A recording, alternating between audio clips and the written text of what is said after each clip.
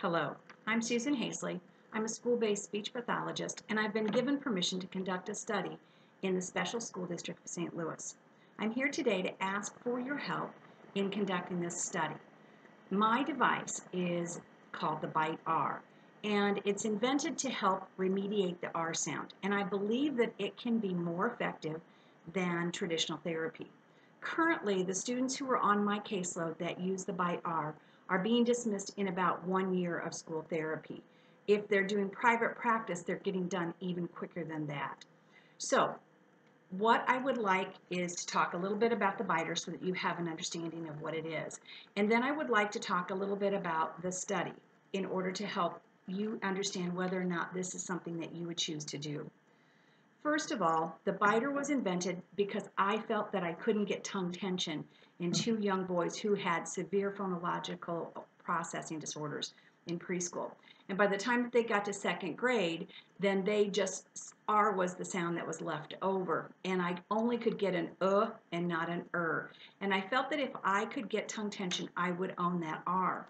Well, some things happened after doing that. They became very successful, and so I ended up trying it on 10 students total. And by the end of the school year, 8 of those students had been dismissed. There was a therapist in Texas who began the therapy, and her student was at 23% in words. And in 10 sessions, even with a Christmas break in there, he was at 80% in sentences fluently. So how does this biter work and what does it look like? Well, first of all, it comes in a case like this, and it looks just like this. It's placed in the child's mouth where they bite here and here. When they bite, that produces jaw stability. Then I ask them while their jaw is stable to protrude their lips so that it's in a shh position. So it looks like this. Then I ask them to take their tongue and come underneath the elastic band and pull up and back on it. Then I ask them to spit the device out. So it's in the mouth for 3 to 5 seconds, and that's all that it takes in order to get a really strong sensation across the tongue. So the way therapy works is this. The device is placed in the child's mouth, it's removed. There was a position between there. And then once it's removed, the child assumes that position.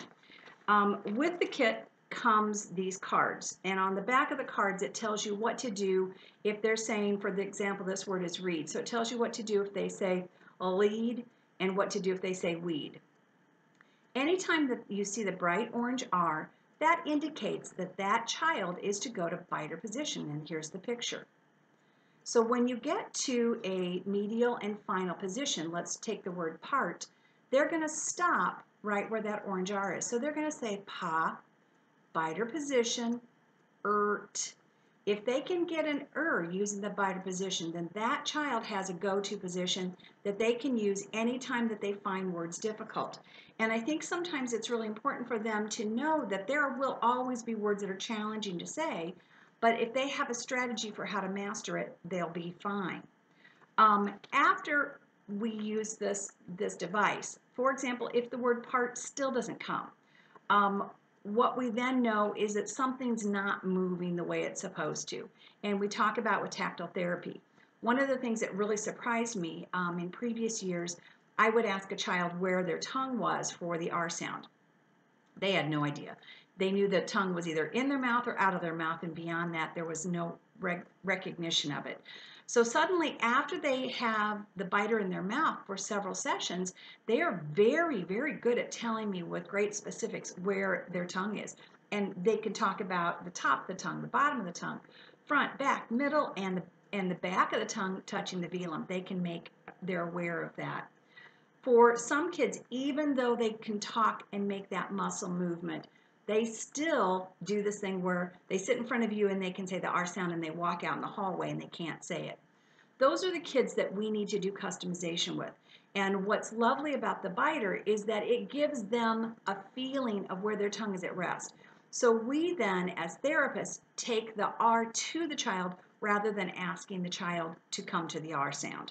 And when we do that, carryover happens spontaneously and quickly. So the results that I was surprised about was that they had tongue awareness and they had tongue tension. They were able to actively accurately tell me whether their articulation was good or not, and they could self-correct. And then they were doing carryover. There was no homework given to any of my kids. In fact, I've stopped giving homework for my R kiddos for this reason. I don't want anybody else to reinforce something that isn't an R. And I find that there have been years where I've had these kids where they all had close R's, but they weren't really R's. And that almost never happens now. So how will this study work and what will be your role in it? I'm looking for between 50 and 200 students. And what I would like to do is have a control group and a biter group. The control group will get traditional therapy using the biter cards, and the same descriptions will be given to them that's on the back of the card so that they have the same opportunities as our biter group. The biter group will get the biter for 8 weeks, and at the end of 8 weeks, we'll take a measurement. Then we will continue on for 8 more weeks, and the biter group will continue without using the biter in their mouth because we want to see where they can go. So the total study time will be 16 weeks. The group that was a control group will now get the biter at the end of that 8 weeks. And what that means is that we have several measurements. We have group versus group measurements to see if it is comparable to traditional therapy. Then we have one group who gets traditional and then gets the biter, and so we can take a measurement then to see how they do.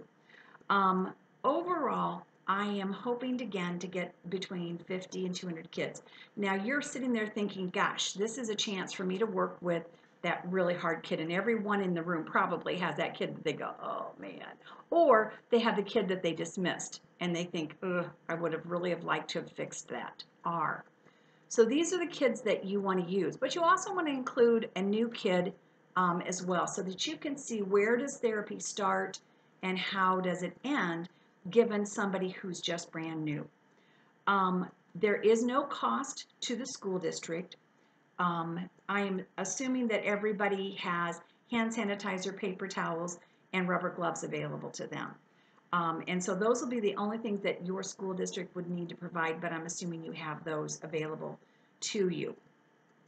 The only extra work that you will have to do, and I am very aware of extra work as a school-based speech pathologist, I got it, is that you'll have to do a case history on the child, and I've tried to make it as check mark kind of history as I could.